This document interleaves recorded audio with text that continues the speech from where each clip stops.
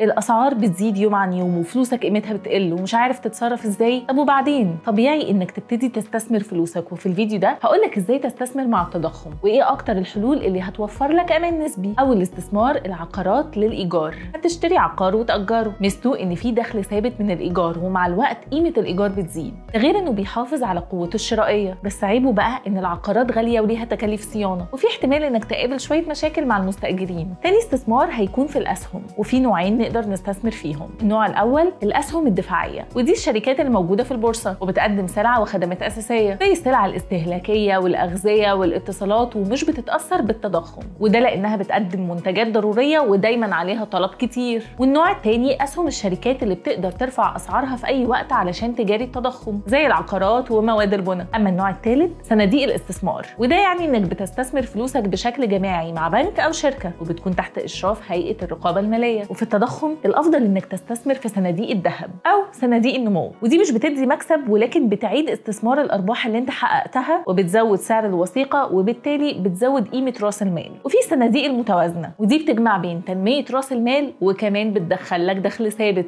عيوب الاستثمار في الصناديق هي ان رسوم الاداره عاليه شويه، وطبعا مدير الصندوق هو اللي بيدير فلوسك وما ينفعش تتدخل في قراراته نهائي. اما الاستثمار الرابع فهيكون في الذهب، وده بنسميه الملاذ الامن. ليه؟ لانه بيحافظ على قيمه فلوسك في اوقات التضخم، بس طبعا مش بيدخل عوائد ولا بتقدر تستفيد منه. في شويه حاجات هقولها لك لازم تخلي بالك منهم علشان تحمي فلوسك وانت بتستثمر فيهم. اولا ما تخليش فلوسك ابدا كلها في استثمار واحد، حاول تنوع ما بين الاسهم والعقارات والسلع وغيرهم علشان تقلل من المخاطر. تاني حاجه قبل ما تستثمر لازم تعمل بحث كويس عن كل نوع استثمار وايه اداؤه في السوق، ولازم كمان تشوف التكاليف وتتاكد من رسوم الاداره والتكاليف التانيه، لان التكاليف دي اكيد هتاثر على الارباح. ودايما اختار استثمارات تناسب المده اللي انت هتحتاج فيها فلوسك بعد كده. واخر حاجه ضروري تكون عارف ان الاسواق بتتغير عادي جدا، وخليك دايما مستعد لتغيير استراتيجيتك في اي وقت لو لازم الامر.